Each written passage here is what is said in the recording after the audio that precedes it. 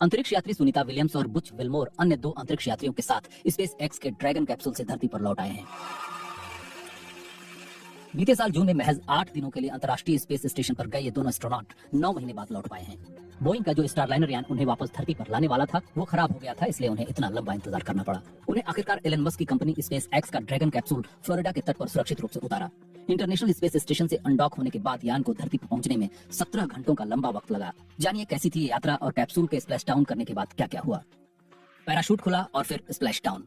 भारतीय समय अनुसार बुधवार तड़के 3:27 पर 4 अंतरिक्ष यात्रियों को लाने वाला कैप्सूल फ्लोरिडा के तट के पास समंदर में उतरा। समुद्र की सतह पर आने के बाद कंट्रोल सेंटर की ओर से अंतरिक्ष यात्रियों का स्वागत करते हुए कहा गया, निक, एलेक, बुच, सुनी, स्पेस एक्स की ओर से घर वापस आने का स्वागत है। कमांडर निक हेग ने खुशी जाहिर करते हुए जवाब दिया, कैप्सूल में सभी के चेहरे पर मुस्कुराहट है। स्प्लैश डाउन से ठीक पहले क्या हुआ?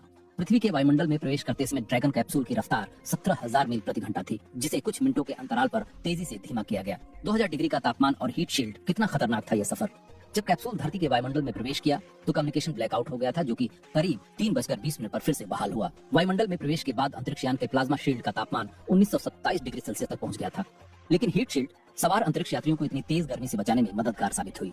करीब 3:21 पर अंतरिक्ष यान ऑटोनोमस यानी स्वचालित हो गया था, यानी अंतरिक्ष यात्री इसे नियंत्रित नहीं कर रहे थे। इस दौरान उनके सामने लगे टच स्क्रीन पर वे सारी गतिविधियों को देख पा रहे थे। करीब 3:24 पर पहले ड्रैगन कैप्सूल के 2 पैराशूट खुले, जिससे इसकी रफ्तार और धीमी हो गई। इस दौरान एक जोर का झटका लगा और कैप्सूल की रफ्तार और धीमी हो गई। इसके बाद 2 और पैराशूट खुले। समंदर में उतरने के बाद क्या हुआ? जिस समय कैप्सूल समंदर में उतरा उसके ठीक बाद ही पानी में कैप्सूल के चारों ओर डॉल्फिन चक्कर लगाती हुई तैरती दिखी। मौके पर मौजूद रिकवरी टीम फास्ट बोट से कैप्सूल तक पहुंची और पहले सुरक्षा का जायजा लिया और फिर पैराशूट को हटाया। इसके बाद स्पेस एक्स का रिकवरी पोत पहुंचा, जो कि लैंडिंग साइट से 2 मील की दूरी पर रुका हुआ था। जिस समय अंतरिक्ष यान की वापसी हो रही थी, आसमान पूरी तरह साफ और नीला था। इसके बाद रस्सियों के सहारे कैप्सूल को सुरक्षा नाव में लाया गया।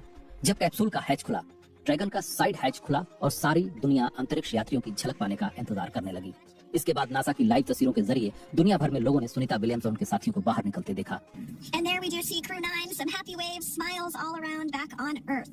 कैप्सूल से निकलने से ठीक पहले सुनीता विलियम्स और विल्मोर ने कैमरे की ओर हवा में हाथ हिलाकर खुशी जाहिर की। अंतरिक्ष में करीब 286 दिन बिताने के बाद सुनीता विलियम्स और बुच विल्मोर ने धरती पर ताजा हवा में सांस ली। करीब 9 महीने तक इंटरनेशनल स्पेस स्टेशन पर रहते हुए इन दोनों यात्रियों ने हर दिन 16 बार सूर्योदय और सूर्यास्त देखा और अंदाजा लगाया जा सकता है कि इसे तालमेल बिठाना उनके लिए कितना चुनौतीपूर्ण रहा होगा। अंतरिक्ष यात्रियों की सेहत कैसी है? नासा के कॉमर्शियल क्रू प्रोग्राम के मैनेजर स्टीव स्टिच ने बताया कि अंतरिक्ष यात्रियों की सेहत ठीक है। उन्होंने कहा कि अंतरिक्ष यात्री कुछ समय के लिए रिकवरी शिप पर रहेंगे और फिर उन्हें ह्यूस्टन ले जाया जाएगा। उन्होंने अपनी टीम का शुक्रिया अदा किया और नासा की जरूरतों के मुताबिक खुद को ढालने के लिए अमेरिकी अरबपति एलन मस्क की कंपनी स्पेस एक्स की तारीफ की। हालांकि अंतरिक्ष यात्रियों का मेडिकल चेकअप किया जा रहा है और जब यह प्रक्रिया पूरी हो जाएगी, इसके बाद परिवार से मिलने की इजाजत मिलेगी। NASA space operation mission directors के डिप्टी एसोसिएट एडमिनिस्ट्रेटर्स जोएल मोंटालबानो ने कहा कि सुनी और बुच ने आईएसएस पर रहते हुए 900 घंटों तक का रिसर्च किया है और इस दौरान 150 वैज्ञानिक प्रयोग किए। उन्होंने नासा अंतरिक्ष यात्रियों के किए गए प्रयोगों को देश के लिए लाभदायक बताया और उम्मीद जताई कि इस दशक के अंत तक मंगल ग्रह पर इंसान उतारने के नासा के लक्ष्य में ये मददगार